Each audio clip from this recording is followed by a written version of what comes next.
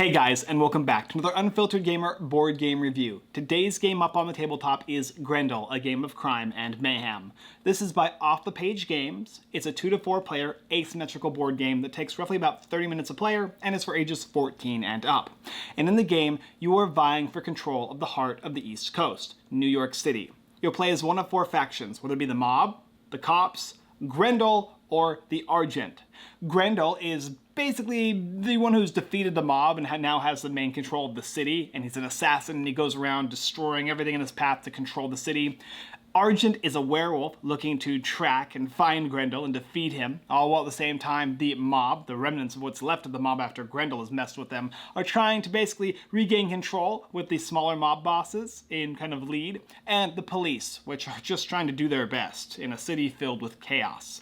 Speaking of chaos, there are 3 locations in the game Grendel: Queens, Brooklyn, and Manhattan. And whenever they fall to mayhem, meaning one of these little things here fall down representing mayhem, you'll score that area. You'll do that for each of these, and then you'll score the remaining 2 on the last one, and whoever has the most points now controls the city and wins the game Grendel. We'll talk about how the game is set up, we'll talk about how each of the factions kind of plays, and then we'll give you my review for the game Grendel, the game of crime and mayhem. Let's do it. Regardless of the number of players in the game, you will always be playing with all 4 factions. The only difference is that you will choose the factions you wish to play with based on the number of players playing, and then you will place a number of figures out for the opposing AI factions just to clog or clutter up the board. So if I'm playing with Grendel and just the mob here, or Argent and just the mob, I will be placing down all the pieces for that player game, whether it's a 2-player game, 3-player, or 4-player. Obviously, if you're playing all 4 players, you're going to place all the characters down, and they will all be utilized for each of the separate players in control of their specific faction. I here have a setup of 4 players, and in which case I have the 4-player setup. There are setups in the rulebook, you can look those up and determine which side of the game board you're playing and where your characters and how many of those characters will go in each of the locations that are numbered and colored on the game board. So once you set up the main game board, you place it in the front of the table within reach of all players. Go ahead and place each of the players playing a victory token. Place their token on their represented color icon and character icon on the left hand or right hand side of the game board here. And then, of course, each of the represented pawns based on the player count and all the factions. Then you'll set up each player board, and we'll cover them pretty quickly. Every player is going to get a main player board. It'll look like this, and you're going to place that in front of that player. You're also going to give them a mayhem board that we'll be placing on the bottom of their board and attaching it from the 0 to 3, or 0 to 4 if you're playing the police. Argent will have unique tokens, and so will every other faction, but they're going to get this one here. Make sure that it starts on the city side up, place it on the game board somewhere. You'll also take all your extra tokens, these are influence tokens, and each faction will have them, place them within reach, and their energy token or mayhem token, place that on the 0 on your game board right next to aggression. Then you're also going to be getting these aggression markers. They're going to be numbered from 1 to 3. You'll get 1, 3, a number of 2s, and a number of 1s. Just make sure they're within reach. You'll be utilizing these to cause mayhem in Queens, Brooklyn, and Manhattan. And then specifically, Argent will have a deck of 2 separate types, a upgrade deck and a regular one. The upgrade cards have a little up arrow, and the regular ones do not at the top back of the card. Shuffle each of the decks separately, then place the upgrade deck below the main deck, and reveal 3 cards in a row. This is like your market or where you can buy these cards to upgrade your deck for this push your luck style game, or at least push your luck style faction in the game. The mob over here functions definitely a little different. The mob is actually going to be getting a number of dice, 4 of them specifically. Now you're going to place their main game board just like you did with Argent. You're going to be then adding guns onto your game board and leaving one of those gun spaces, the one with the plus a card sign, alone. And as well as you're going to be adding your upgrade markers, which are all the basic like tiles, and you'll set them off of the game board. You'll be upgrading your board throughout the game, so just have these within reach. Also, of course, your energy and your aggression marker and your mayhem marker, place that just like you did with Argent. Then you have Grendel and the police. Grendel is going to have an open board, but it'll of course have your aggression and your aggression start, which is at 0, just like the rest of these factions. You'll also have his tokens, which will all go out of the bag, except for 3. You can actually get this little red bag here. and you're going to add all the basic tokens and place them into the bag with the upgrades outside, because eventually you'll be adding upgrades to this bag and removing the basic ones as the game progresses. And the same is said with, of course, the markers as well as any of the influence tokens you will have. Then you have the police. This is a more complicated setup. You're going to be getting the same main game board, the same main aggression marker that you'll place on 0, and of course the Mayhem, but you're also going to be getting police cars. Place those right offside the game board. Those will enter the game board on your first turn. Take all of your cop vans and place them on the spaces where you have little handcuff symbols. And you might actually be removing them and placing them on the board during setup. If you do, you'll choose one and place it on the game board. And there are a few changes. I believe the last space on the rondel for this board is going to actually have a permanent space. So you might see in this copy of the game that I've placed a marker there. That marker will actually probably be there permanently when you get your copy of the game. And of course, your influence markers, your other characters like the police, the mob pieces, Grendel himself, as well as the Argent. Those are tokens that will either go on the game board or you'll have a pool of them along with the rest of your stuff. And each player is also going to be getting a deck of cards here. This is a deck of action cards you'll use during the Mayhem phase. You'll shuffle this deck for each player and draw 2 cards, and that will be your starting hand for the game. From there, make sure that you have each of your separate zones. They're like little Mayhem zones. It kind of looks like a little building. You'll take the marker with the number of players and place that marker inside that building so that it lays straight up vertically. And basically when this thing falls down, that will notify that you have Mayhem. But they should all be started face up, or they should all be started up and have a little bit of distance before they actually sink down. Hopefully all those work fairly well for you guys. They work great for us, but it should look like something like this. And then that's it. Ready to play the game. Let's talk about how to play the game and each of the factions and how they work, because there's some things that work similar and a lot of things that work different.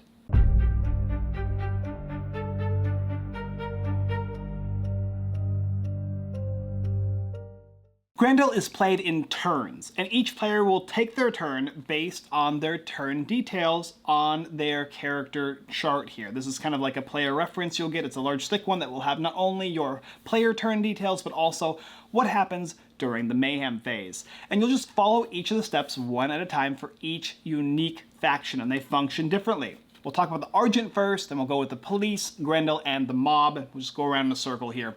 And basically, as you take your turn, you will then end and pass. And you will keep doing that up until Mayhem occurs. One of these little things here are going to fall, indicating that Mayhem has occurred in that specific area. You will trigger the Mayhem phase for that specific area, finish the Mayhem phase, score, pass the first player marker, and progress to the next Mayhem phase until all 3 are done, in which case on the last one you will score that one, and you will then once again score the previous 2 and end the game with whoever has the most points. This little marker has got like a kind of like an energy stick here, and it'll be on Argent because they were the last player to win a game, and they will start. And how the Argent works is pretty simple. They are a push your luck type game, similar to like,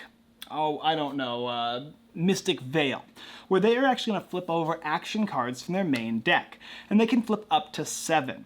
So you're going to flip them over, and you will check to see what you get. Typically, there will be a unique action symbol in the middle of the card. That's an action you get to do. Below it, there might be a skull or more skulls. When you hit 4 skulls, that's a bust, and you're out, similar to the game 21.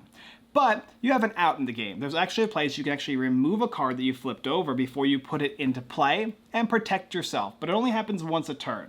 Bam, I play 1 card, I flip it over, I flip over the next one, I flip over the next one, now I've got 3 skulls. Do I keep going? I could if I want. I have 4, that's a bust, but luckily I can get rid of this one before putting it into play. Now, do I want to progress further?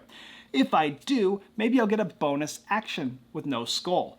If I don't, I might actually suffer the consequences and receive 4 skulls. I'll have to discard down to 3 skulls, and I'm going to lose my bonus action. This little token here that starts face up will have to go face down, and I will not get to do it, which is the ability to cause mayhem. So I'll just stop here. After I've stopped here, then I get to go ahead and execute my actions in any order. And my 3 actions are to punch certain characters up to 2 times, and I can also choose to place one of my tokens in Mayhem based on presence. And presence is wherever I have a character, that is the presence I have in that zone. Well, playing as purple, I only have presence in the blue area and in the brownish area. So I can choose to place one of my purple markers in the blue or in the brown area, one of these two little city zones. And when I do that, that is going to accumulate value in that specific zone for actions during Mayhem, where afterwards we'll score. So it's a way of trying to vie for area control. Which area are you trying to control? That's the area you want to put these things. And because there are multiple different sizes and numbers on these, the larger shape is going to have a smaller number, and the smaller numbers are going to have a smaller shape. You'll get to decide how you want to do that. These do drop randomly, so be aware of that. They could be 4, 5, 6 tokens, maybe even more. Depends on the weight and how they fall inside this little city here. And so I'll do all of my actions and the bonus action. And then after I've done that, I'm going to pass my turn. And it'll go to the next player. And the next one is going to be the police. The police are going to do something unique. They're a little rondel. Their first turn, they flip over the top 2 cards of their deck and place the police cards based on the cost. And those are the actions they will take at the start of the game. But from there, you're actually going to get to choose to move the police cars 1 or 2 spaces that are unoccupied. If there's an occupied space in front of that cop car with another cop car, ignore that space. It functions like any other rondel game, similar to games like Glenmore Chronicles or Glenmore 2 Chronicles, and games like Takedo. It's a kind of rondel movement style game. Whatever spaces your cop cars land on, those are the spaces you can take those actions on. And if your cop cars ever cross over the threshold, they are going to be able to upgrade your abilities and gain you benefits. If at the end of your turn you have 2 cop cars that are in adjacent spaces, you can arrest a character or a token in the vicinity or in the same location that you have presence in and put that character on a space that has a prison symbol. It has to be an open space with no truck, and you can never have more than one of each token for each different character, and it is a way for you to not only gain bonus abilities, but also a way to keep crime off the streets. And so you'll be upgrading your game board, moving your cop cars around, and you'll also be imprisoning players and using the actions where your cop cars are at the present time when you move them. The next specific character is going to be Grendel over here, and Grendel is basically the protagonist, the anti-hero, the one that is basically going around and taking care of business all by themselves, similar to Argent. They're just one singular character, whereas the other characters, which we'll talk about in my review, how they function, have lots of different characters they'll be adding to the game boards. Policemen, main mobs, gangsters, and like deputies, right? Well, this one here, Grendel, is going to draw 3 chits from a bag. These are your chits you can place on your game board. And when you place these chits on your game board, based on if you place the correct chit on the correct space, you'll get a bonus, but you'll always get to do the bottom action and every action to the bottom left of the action you placed. And obviously the more turns go by, the stronger Grendel gets until that board area has been filled, in which case you'll do a bonus action by upgrading your bag, return all those chits and upgrade, and then you'll rinse and repeat, starting again from the bottom. And of course, you'll be able to remove a certain number of basic tokens from your bag or chits and adding new ones in. All the actions for all the characters function similarly. They place things out, they move things around, and obviously they defeat, whether it be tokens or actual characters on the board. And that's basically how this guy works here. The final one is the mob. The mob is dice allocation or dice placement. You'll roll these 4 dice here, and then after you roll them, you'll assign 3 of them to your game board, and you have 4 different areas to do so, or 3. Recruit, run the racket, and crime. Recruit is going to let you recruit more mobs to locations you have presence. The Run the Racket will give you specific actions that you can take, and obviously more when you place out your gun tokens onto the game board, thusly giving you more actions to utilize, and obviously allow you to maintain the die symbol. So for instance, like I can switch the die from one symbol to a new symbol. And then the crime is unique actions based on the die that you roll and the symbol it lands on. And being able to upgrade this game board here, you'll be able to increase the value of recruiting, give yourself more value in the racket, or even upgrade your crime locations with new spaces that will give you a more powerful ability when you place your die there. And that's how all 4 of these work. You've got one that's kind of like Mystic Veil, the kind of, or Push Your Luck 21 style game. You got the Police, which is like a Rondel style game. Grendel, which is a bag allocation and bag management game. And then you have the mob, which is like a dice roller, a dice allocation, similar to like King of Tokyo in a way. and playing things on this game board here. Some actions will let you move your mobsters or your police. Some of them will let you move your tokens, whether they be like your fear, aggression, or like other markers that are like the red and the purple one here that will give you presence on the game board. Others will let you punch or fight characters or remove seals from the game board, all the while trying to gain value based on what you're looking to do in the Mayhem phase. Let's talk about the Mayhem phase. Basically, at some point during somebody's turn, one of these locations is going to fall. When that happens, everybody else will finish the round, and then you're going to do Mayhem. And Mayhem works the same for everybody, in so fact that you're going to be doing this phase. You will gain a number of Mayhem points equal to the number of markers in here. If I have a 3 and a 4, a 3, a 2, and a 1 in here, that's going to give me 6 points. And I'll be moving my energy marker or my aggression marker up to 6 along with this dial here. I can never spend more than 3 on my turn, unless I'm the cops with an upgrade, which I can do 4. And then after I've spent 3, I'll pass to the next player. If I have none left, I'll end and score the moment I hit 0 aggression points. But it's always going to start with the player who did the Mayhem and go all the way around. And you're going to be doing a bunch of different things with your energy, or your aggression, I should say. You can punch for 1. To punch a grunt, it's only 1, and they just go away. These are basically the small mobs. To punch a bigger mob, it's going to cost you 3. To remove a token, it'll cost you 2. And to play a card from your hand, you're going to pay whatever cost it is in the top left-hand corner and do the action. And of course, there are unique ways to move as well, and each character or each faction functions differently. Maybe, for instance, the Argent can move 3 spaces, or maybe a Grendel can move 2, but also move on his little specific tokens for free. The cops can only move 2 along with the mob, but they can bring over their flunkies with them as they move across the game board. And that's how it works. Once you run out of energy, even if everybody else still has energy, you will score the location, provided you meet the criteria, and each of them functions differently. For instance, we'll just go over, I guess, a few of them. The Argent is going to score a point for every space with one of their ambush tokens, their purple tokens here. The Grendel is going to score a point for every fear token in that specific area. The mobs will score a point for every space with at least 2 unique tokens. So it can't be 2 flunkies or 2 mob bosses. It has to be like a mob boss and a flunky, or a mob boss and a gun. And they'll score points that way. And then the cops, they only score if they have the most pieces in a given area. However, if you're playing a 3-player game and you have at least 3 factions there, you won't score. And if you're playing a 4-player game, if you have all 4 factions in a given area, that space, that location will not score, regardless of whether you meet the criteria or not. And you'll score that whole area.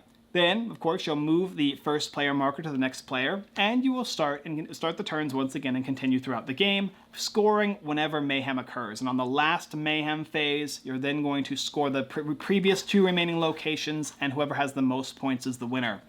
You'll track points with your little markers here on the right-hand side of your game board, and that's it. The player who has the most value, most resources, etc., the player who basically did the most damage in New York City, is the winner of the game Grendel, a game of crime and mayhem. A lot of setup, a lot of explanation. Hopefully it made sense to you, though. Take away just a little bit of this game. It's basically asymmetrical area control. So let's do a little bit of a review and kind of an explanation to how all these characters kind of function and what you want to do with them. We'll start with the Arjun over here first. This is obviously a push your luck style mechanic where you're trying to play as many cards as you can, typically 7 cards, because that's going to give you the most actions. And in order to do that, you'll need to upgrade your deck and, of course, push your luck. Additionally, when you flip over these cards, I talked about that, you can remove one if it gets too heinous and you get actually 4 skulls. But what you can also do, instead of using these cards here as actions, you can place them on the 4 spaces on your game board to take those actions instead. Maybe you don't want to do a singular punch with a card. Perhaps you'd like to move instead. You can place this on the move action space on the left-hand side of your game board. Maybe you'd like to upgrade a card from your deck, or I should say from your play field or your discard pile. You can do that from the upgrade space, trash one of those, and then take a new card and place it at the bottom of your deck. Which, of course, when the deck runs out, you'll shuffle and restart once again, just like any other deck builder / push your luck style game. You'll also gain benefits with this class and every other one as well. if you defeat minions or if you're able to remove the seals, you'll gain a benefit. Maybe it's to let you move one of your tokens, like your ambush token, a space, or maybe it's going to let you shield one of your tokens, which will protect it from destruction one time. But based on what you destroy, you will gain benefit, and that's for every class. But that's pretty much how this one functions here. Removing the cards you don't like, hopefully once a turn getting some power there, as well as upgrading the cards you do want for cards you don't want, filling in your deck with useful action abilities and as little skulls as possible so you can maintain as many actions as you can. The police is all about strength in numbers. They're placing out a ton of guys. However, police are easy to deal with. Grendel and the Argent can knock out police officers no problem. And in fact, the police and the mob cannot defeat Grendel and Argent in the way that they can defeat them. You can actually hurt Grendel and Argent and gain the benefit as though you would defeat a large character from the other two classes, but those will always stay on the game board, and in fact, everybody is always going to have at least one large character on the game board at any point in time. You can't remove all of somebody's pieces from the game board at any point, and the main two singular classes are never going to lose their main pieces. So Grendel basically is like Batman, and Argent is like, I don't know, a werewolf, and nobody has silver bullets. You can hit it, but it's not going to die. And the Cops is a rondel game. Your objective is to upgrade your game board, place out as much presence as possible, have the most presence in each of the areas they're about to score, and be prepared for when that area does score. And of course, utilizing your vans. Placing them out on the game field is going to give you presence, and it's going to allow you to open up spaces to arrest people. Arresting characters is easy, however, you cannot arrest Grendel, nor can you arrest the Argent. Those guys are basically immune to prison, just like most supervillains and superheroes. Then you have Grendel. Grendel's bag management. You're taking out pieces from a bag, placing it on 3 different kind of conveyor belts, gaining benefits and bonuses, and trying to progress to the end to gain a superpower. The superpower is going to let you upgrade tokens, and it's also going to let you cause more mayhem by placing your aggression markers into these specific little cities over here. And then finally the mob. The mob is also big and strong in numbers, and they pop off just like the police do, but they function a little differently. They're all about upgrading. They'll eventually have a large upgraded board and dice allocation that'll progress their ability to use new and unique actions. Not only do they get actions like the police in the sense that as you upgrade your rondel board, you upgrade this board, but these guys can gain even more actions. But they're a little weaker to start with, so there's kind of a push and pull with them, and how you choose to place your dice will determine how strong your mob is at the end of the game. All of these classes or factions function differently, but the end goal is the same. You're trying to cause mayhem in each location and score as many points after the mayhem phase ends when you have no more aggression left. And you'll score before anybody else might finish their full energy, and you have to take that into account as well. You want to finish basically all your energy at the right moment. And that could be involving on how many tokens you place in a given location. Maybe you want 7, just so you get that extra one last turn with 1 aggression so that you can score the most. Or maybe your position is really great early, but they have a lot of points in. Maybe you just want to put 1 in, so that way, by the time your turn is over, they're all still taking actions, but your board is great. However, afterwards, your board's going to be pretty cleaned up because Grendel, and perhaps the mob, defeated all your characters. It doesn't matter though, you've already scored. But you also have to take into consideration at the end of the game, the other 2 spaces, after the first 2 have scored, and this one here, the third one is scoring, they're going to be rescored. So you need presence there.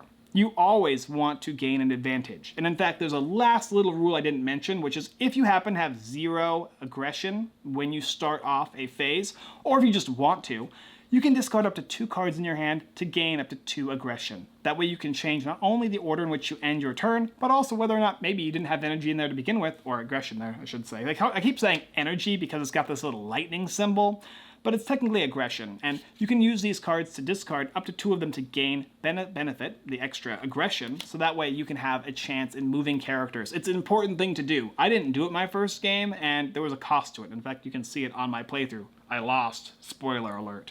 Overall, though, this game is asymmetrical area control. It's all about trying to gauge when these guys are going to cause mayhem, how best you can appropriately set your characters up to succeed, and which of the different factions to pummel and at what time to provide that you get the bigger swing and advantage. It's great. I love each of the different unique styles that these guys represent. Some of them are a little easier on the get up just when you start the game off. Probably easier to play as Grendel or Argent, while the mob and police, lots of tokens, lots of figures and stuff, but they're so easy to get rid of that you have to really manage yourself better with these guys when you first start off. But there's a lot more benefit and a lot more upgraded aspects that can happen with these. These don't kind of just cycle through, they upgrade. They're on a long, steep hill going up. Whereas the Argent and the Grendel are kind of more like a conveyor belt that goes and gets better, and then Grendel will fall off and you'll have to once again rinse and repeat. Whereas Argent has slight upgrades that kind of benefit him and push him through towards the end. And they just have that unique feel to them.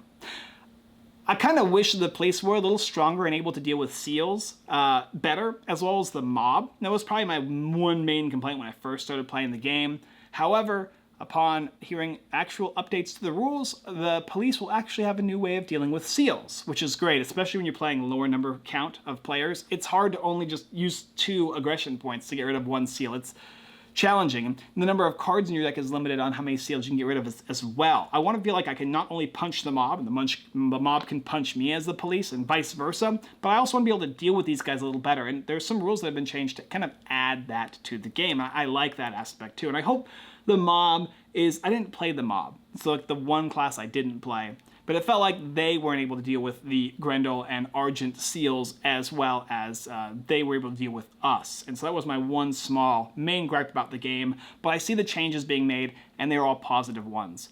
This is Off the Page Games. They make unique game styles, something that's a little different each and every time. And so far I've loved all different styles of games. They've made some unique, crazy games. In fact, I even have one I just finished playing, Corpse Discovery, somewhere around here. I just love that game. It's so good.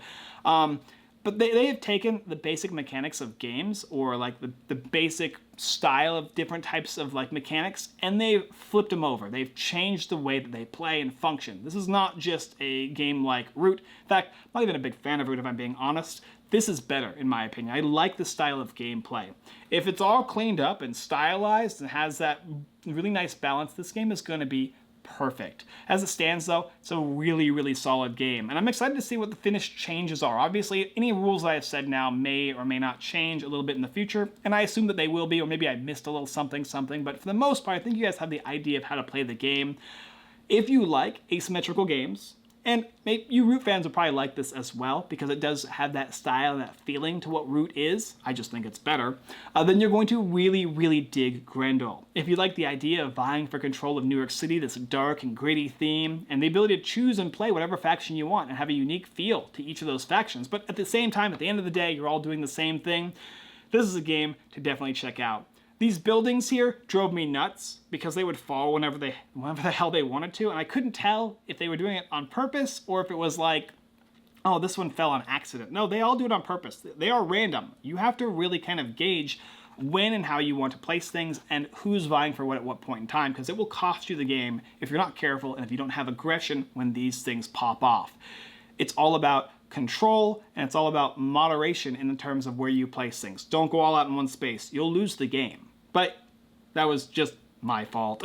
Anyway, Grendel, it's a great game. It's gonna get my seal of approval. Once again, these guys have knocked out of the park. I love this game, and I am very excited to continue to play some more of it. I feel like this game is going to have a place here in my collection for a long time. One of my favorites of theirs. Probably not my most favorite, but it's probably in my top 2 or 3. It might even be number 2 for me. It is really that good. So if you're interested, see if it's up for you. You can also watch our playthrough of the game. We get most of the rules right, and it's our live stream. It's on our channel on YouTube.